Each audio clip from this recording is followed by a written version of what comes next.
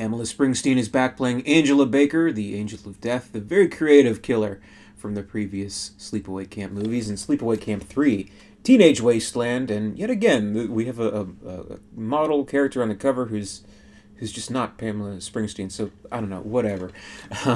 But this is the third in the Sleepaway Camp trilogy, and it pretty much follows the same formula as the others. There's camp and people go missing and die and things like that, and it's a lot of cheesy fun.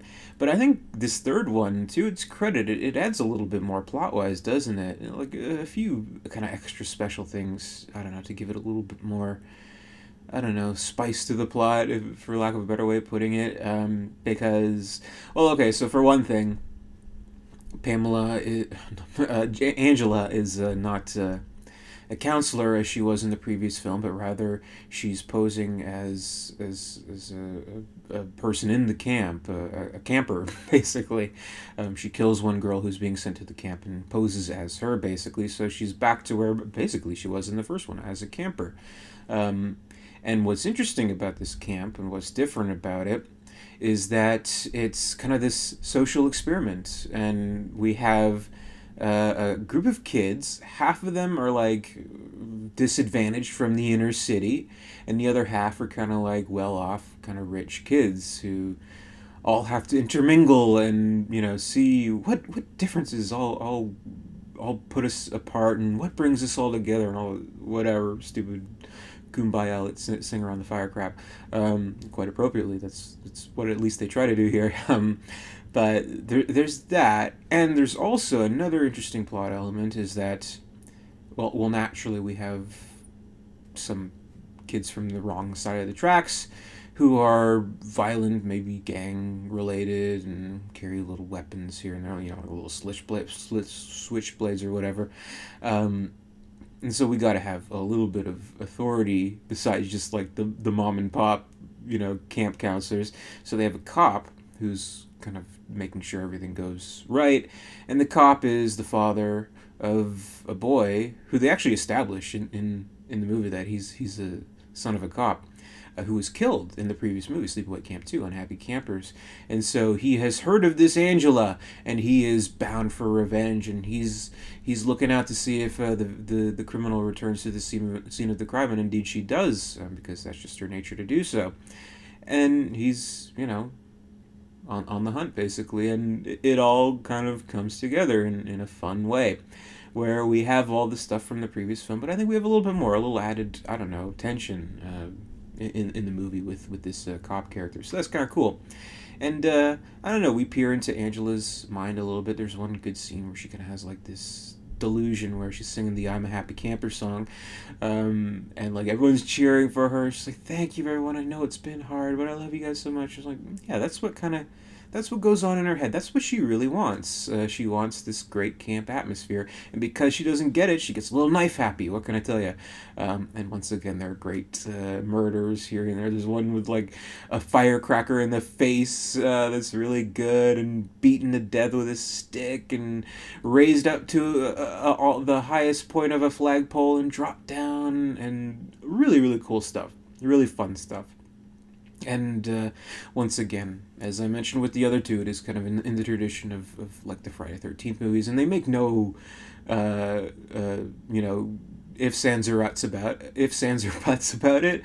They really kind of drive the comparison home. There's even one scene, probably one of my favorite gags from the series, where they're fishing and they catch like the Jason mask, and they're like, oh, what's this? Oh, throw it back in the river. Hey, what day is it anyway? Saturday, the 14th. It's like, okay, ha ha ha, not very good. But I don't know, I like that cheesy kind of humor to the movie. And I don't know, there's blood, there's guts, there's sex, there's drugs, there's rock and roll, again, another great 80s soundtrack, and, good kids getting killed. Pamela Springsteen is really good, and the kids are good in this movie. I think they actually do stand out a little bit more than in the previous film, to be honest. There's the one Asian girl who, I think she's the girl from Night of the Demons, right? The Asian girl. I think she's a Canadian actress too, but anyway, she's in it for a little bit, and she's pretty good. And, there's the whole kind of another little subplot about the Spanish kind of gang member guy and, like, the sweet corn-fed country girl who kind of have a little relationship going, and all that good stuff. So I don't know. I think it delivers as it delivers on its brand of Sleepaway Camp, which is cheesy, fun camp murder movie, basically. So I really enjoyed it, and I think it's a fitting final entry in the trilogy. Now I know that they didn't. Well, I know that they did make a Sleepaway Camp 4. Technically, it was called Return to Sleepaway Camp, which I actually haven't seen. I don't know. It's a little hard to find, but from what I understand, it doesn't follow like the main plot of what was set up from 2 and 3. It doesn't have Pamela Springsteen back, as far as I know. I think they got a lot of the original cast back. So, I mean, if you want to look at it in plain and simple terms, this is a trilogy, Sleepaway Camp trilogy. I think it's a really damn good, damn fun series of movies, and it's something that I like to go back to every so often. I think maybe I'll give them a watch every year or two, just because they are so fun. From humble beginnings in the first movie with the little shy girl, she overcomes that shyness and she kills the fuck out of some kids. So it's an inspirational story, in a way. I don't know, but with this movie, it does kind of leave things open a bit. Of spoilers here, but you kind of think the whole thing's leading up to, hey, she's finally going to get her comeuppance, and she's going to get killed. Cop's going to take care of things. No. She gets away from the cop, but she does get stabbed in the process by the girl who she thought was kind of friendly with her or whatever. But the way it ends, she's in the ambulance, and paramedics are kind of debating amongst themselves, like, hey, this is a crazed killer. She's still alive. Why don't we just kill her right now? So, okay, let's just pull over. Then, boom, she takes out the syringe or the little surgical knife or whatever, some little stabbing thing. Stabs, and falls back down onto, like, the gurney thing.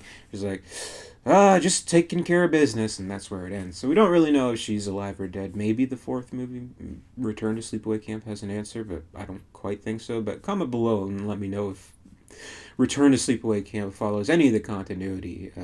I'd be curious to know, and curious if it's worth checking out too.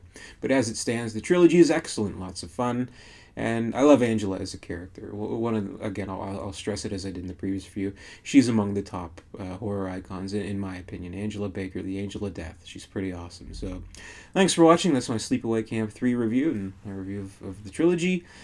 Be sure to comment, rate, subscribe, all that good stuff. Stay tuned for more 31 Days of Horror this October 2017. Until next time, I'll see you later, and stay scared.